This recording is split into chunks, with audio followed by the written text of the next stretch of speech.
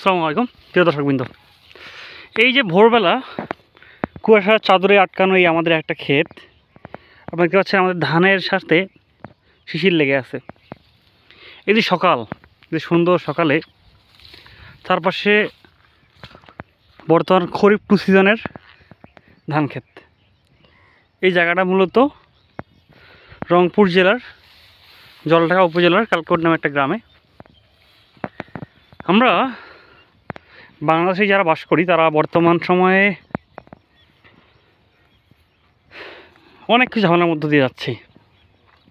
তাদের বিভিন্ন পেশাজীবী মানুষ, বিশেষ করে যারা সরকারি চাকরি করে, তাদের চাওয়ার শেষ নেই।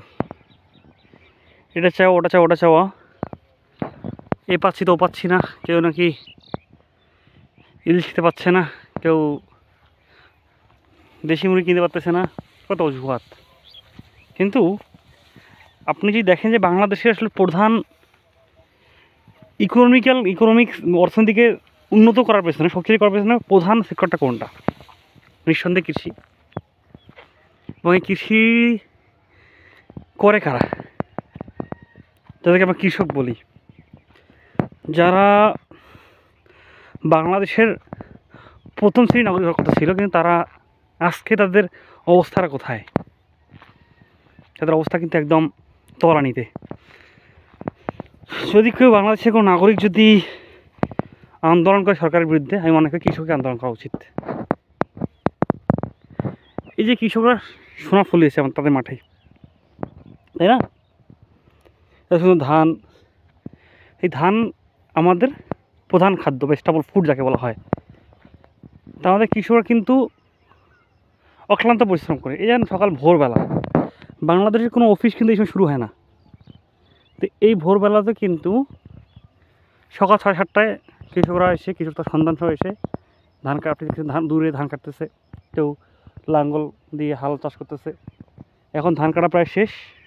এরপর তারা পরবর্তী ফসল, কেউ তামাক লাগাবে, কেউ ভুট্টা লাগাবে, কেউ আলু লাগাবে, বর্তমান সবজি করবে, যেহেতু রবি মৌসুমের পর রবি মৌসুমে সব ধরনের শস্যই উৎপাদিত হয়। তো দর্শক বন্ধুরা, আমরা যেটা বলতে চাই সেটা হচ্ছে, এই কৃষকরা আসলে এত কষ্ট করে ফসল ফলায়, দিনরাত অক্লান্ত পরিশ্রম করে, তারা কিন্তু আসলে বাংলাদেশ গভর্নমেন্ট থেকে হোক বা আমাদের নিজস্ব কাছ থেকে, মানে বাংলাদেশ গভর্নমেন্ট থেকে কোনো প্রণোদনা আহামরি তারা পায়ও না। যা পায় তারা রাস্তার মধ্যে শেষ হয়ে যায়। কিন্তু এর সাথে আমরা যারা অন্যান্য পেশায় আছি, হয়তো শিক্ষক, চিকিৎসক বা উকিল বা শ্রমিক বা অন্যান্য পেশায় আছি যারা, আমরা তাদেরকে আমরা কদরও করি না, যে না তো খুব ভালো কাজ করতেছেন, সম্মানের যোগ্য, এটাও করি না। এদের পরনে ওই পলস্টার লুঙ্গি আর হয়তো একটা লম্বা শার্ট, এক দুটো শার্ট, এইটুকুই। এরা ওই পুরোটা জীবন এভাবে পার করে দেয়। এবং বর্তমানে এমন অবস্থা হয়ে গেছে, কোনো কৃষক চায় তার সন্তানরা কৃষক হোক। হয়তো একমাত্র এই পেশাটাই একটা পেশা, যে পেশা কেউ চায় না যে আমার সন্তানটা কৃষি পেশা আসুক। প্রত্যেক চিকিৎসক চায় তার সাথে কৃষক হোক, এবং সেটাকে সে খুব ভালোভাবে চেষ্টা করে থাকে। একটু বড় হলে আলাদা গাইডেন্স দিয়ে বড় করার চেষ্টা করে। কিন্তু কৃষকরা তার সক্ষমতাও নাই, কিন্তু সে চায় না তার পেশা কৃষকে আসুক।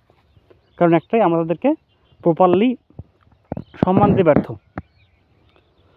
তো এই যে কৃষকরা কী করতেছে, তারা তাদের নিজস্ব টাকা দিয়ে অনেক সময় লোন করে হোক বা নিজের ফসল বিক্রি করে হোক, তারা বীজ ক্রয় করে, সবজি উৎপাদন, চারা বা ফসল, ধান বা আদার্স সবজি উৎপাদন করে, বাজারে বিক্রি করে। এই সময়টাতে বীজের দাম কিন্তু অনেক বেশি হয়। এবং যারা বিভিন্ন বীজ কোম্পানি আছেন, তারা শুধু সময়ের সদ্ব্যবহার করে। কীভাবে সদ্ব্যবহার করে? যখন দেখবেন যে বীজের একটু ঘাটতি আছে, তারা অনেক লেভেলে তার দাম বাড়ায় দেয়, কয়েকটা গুণ বাড়ায় দেয় মেইন দামের তুলনায়। কৃষক তো কিনতে বাধ্য। কারণ এখন মৌসুদা ক্ষেত্রে সব বীজগুলো হচ্ছে হাইব্রিড বীজ, এগুলো ব্যবহার করা যাবে না, ব্যবহার করলে ফলন কমে যাবে। তো তখন তারা কী করে? বাধ্য হয়ে কেনে। এরপর যখন একটা কৃষক তার বীজের পর চারা করলো, চারা রোপণ করতেছে, এখন চারাও বিক্রি হয়, চারার দামও কিন্তু কম থাকে না, যা দাম সেই ওই দামে কিনতে হবে, ওখানে একজন লাভ করে থাকে।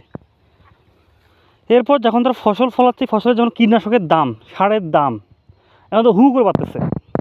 সিনজেন্টা কোম্পানির মিস্টার টপ, যেটা শুধুমাত্র 1 থেকে 2 বিঘা জমিতে দেওয়া যাবে, একবার স্প্রে করা যাবে, না 400 টাকা। প্রত্যেকটা কীটনাশকের দামই অনেক বেশি, সারের দাম বেশি। তো এই যে কীটনাশক যেগুলো আছে সেগুলোতে আবার অনুমোদিত মাত্রা যতটুকু থাকা দরকার সেই পরিমাণ কিন্তু অ্যাক্টিভ ইনগ্রিডিয়েন্ট থাকে না, অনেক সময় কার্যকর করে না। ওষুধ দিলাম, মনে করেন আমাদের ধানের ক্ষেত্রে কী হয়, ধানের সবচেয়ে বেশি যে অ্যাটাক করে একে কারেন্ট পোকা বলা হয়, হ্যাঁ, অনেকে মাজরা পোকা বলে, মাজরা পোকা যেটা আমরা বলি যে প্লান্ট হোপার।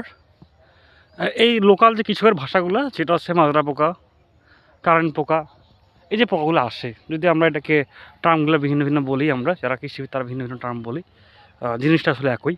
তো এই সকল রোগের বা এই সকল যে পোকামাকড়ের জন্য যে ওষুধগুলো সেগুলো কিন্তু দেখা যায় যে প্রেসক্রাইব করার পরেও আসলে প্রপারলি ফাংশন করে না। কারণটা কি, আমরা এইবারে দেখলাম যে একটা রিপোর্টে যে প্রত্যেকটা কেমিক্যালের যে বা প্রত্যেকটা কোম্পানির মোটামুটি বাংলাদেশে যেগুলো কোম্পানি আছে কেউই অনুমোদিত মাত্রার পরিমাণ বা যেইভাবে দরকার সেই পরিমাণ তারা অ্যাক্টিভ ইনগ্রিডিয়েন্ট ইউজ করে না। এই নিয়ে বাংলাদেশের কোনো কৃষি যারা আমরা এইও আছে বা কৃষি মন্ত্রণালয় আছে এগুলো আসলে খুব বেশি বদার না, খুব বেশি চিন্তা করে না এগুলো নিয়ে। এভাবে চলতে থাকলে আসলে বাংলাদেশের যে এই যে একটা এত বড় একটা সেক্টর, এটা কিন্তু ডে বাই ডে ধ্বংস হবে। যেখানে চায়না, জাপান বা কোরিয়া অন্য দেশ কৃষির প্রতি দিন দিন আরও বেশি প্রযুক্তি ইউজ করতেছে। তারা শুধুমাত্র এই যে হরিজন্টাল ফার্মিংয়েই না, তা ভার্টিক্যাল ফার্মিংয়ের দিকে হাইড্রোপনিক ফার্মিং, অন্য ফার্মিংয়ের দিকে জোর দিচ্ছে। তারা এখন ড্রিপ ইরিগেশন থেকে শুরু করে সব ধরনের যে IoT এই সিস্টেমগুলো ইউজ করতেছে, সেখানে আমরা কিন্তু সেই এখন হাল আমলের দিকে আছি। এর কারণটা কি, কৃষকের অবস্থা আমরা ডেভেলপ করতে পারতেছি না। আমাদের এটার একটাই ইস্যু যে প্রপার দামটা নিশ্চিত করা। আমরা যখন দেখি কৃষক তার কষ্ট করে ফসল ফলায়, কৃষক তার দামটা পায় না, তো কখনো দাম খুব বেশি, কখনো দাম খুব কম। আমাদের দেশে দামের একটা প্রচুর ফ্লাকচুয়েশন ঘটে। দেখবেন এখন বাজারে দেখবেন যে বেগুনের দাম 70 টাকা করে প্রায় খুচরা বিক্রি হয়। এত দাম বেশি কিন্তু আসলে লাগে না। এবার কখনো এই বেগুন কিন্তু 5 টাকা বিক্রি হয়। তো আমাদের এই বিষয়ের আমাদের উচিতটা কী বাবা, এইটা নিয়ে কাজ করা, এটা নিয়ে আমাদের কাজ করা। তো আমরা আসলে কীভাবে বাংলাদেশের ডেভেলপমেন্টকে বাংলাদেশ আগাবো কীভাবে, যে আমাদের কৃষির দিকে জোরদার করা, কৃষিকর যে ফসলগুলো আছে কীভাবে ভর্তুকি দিয়ে সহজে চাষ করা যায় এবং প্রপার প্রাইস সেট করে কৃষক সহ ভোক্তা লেভেলে সবারই একটা সামগ্রিক উন্নয়ন করা যায়, এই নিয়ে গভর্নমেন্টে থাকা দরকার। তার আমরা দেখি গভর্নমেন্ট অনেক প্রচুর চেঞ্জ হয়, কিন্তু আসলে কাজ যারা কেউ করে না। ওই ম্যাক্সিমাম সবাই কৃষকের ধান কাটা লাগবে, দলীয় লোক গিয়ে ধান কাটতেছে। তো এইটা আসলে আলটিমেট কোনো সলিউশন না। আমাদের সলিউশন হচ্ছে সাস্টেনেবল এগ্রিকালচার বলতে বুঝি আমরা, টেকসই কৃষি বলতে বুঝি আমরা যে কৃষি প্রযুক্তির মাধ্যমে কৃষকদের কাজ সহজ দান এবং ভোক্তা লেভেলে একটা যেটা সুলভ মূল্যে প্রোডাক্ট হচ্ছে আপনার পৌঁছে দেওয়া। একই সাথে বাংলাদেশের কৃষিকে ডে বাই ডে প্রযুক্তি ইউজ করে আধুনিকায়ন করা, যার ফলে কৃষক এবং বাকি যে এর সাথে যারা অন্তর্ভুক্ত যারা আমরা যারা আছি সবাই যাতে একটা ভালো একটা জায়গায় অবস্থান করতে পারি এবং আমরা শুধুমাত্র দেশের চাহিদা পূরণের সাথে সাথে বৈদেশিকভাবে যাতে বিদেশে যাতে আমরা রপ্তানি করতে পারি, সেই জন্য আমাদের কৃষির যাবতীয় প্রোটোকল নিশ্চিত করা। তো দর্শকবৃন্দ, আমরা আশা করি বাংলাদেশ সরকার সহ যারা এই পর্যায়ে সরকারি সেক্টর আছেন তারা এটা নিয়ে চিন্তা করবেন, কারণ সরকারি সেক্টরটাকে মেইনলি এখানে ফাংশন করতে হবে। বেসরকারি সেক্টরের কাজ আসলে এত বেশি না। বেসরকারি সেক্টর মূলত প্রোডাক্ট সেল অ্যান্ড পারচেস নিয়ে কাজ করে, কিন্তু মেইন গভর্নমেন্ট সেক্টর যেহেতু আমাদের সেবা দিয়ে থাকে, এখানে গভর্নমেন্ট সেক্টরের পুরোপুরি কাজ আছে যে কৃষকের কাছে যাওয়া। শুধু অফিসে বসে অফিসার হয়ে আসলে লাভ হবে না, বা কৃষিকে বাঁচাতে হলে কৃষকের কাছে আসতে হবে। কৃষক যেমন এই সকালবেলা ভোরবেলা আসছে, ফিল্ডে আসছে, কিন্তু আমরা শুরু করি অফিস 10টায়, যাই 4টার সময় শেষ করি।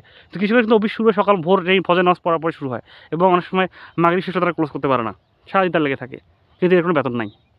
তবে কখনও বাজারে ভালো দাম পায়, মোটামুটি স্বাচ্ছন্দ্য বোধ করে, কখনো আবার কিন্তু ভরাডুবি হয়ে যায়। তো এগুলো নিয়ে আমাদের চিন্তা করতে হবে, তাহলে আমাদের দেশ সার্বিকভাবে উন্নয়ন হবে। ধন্যবাদ সবাইকে।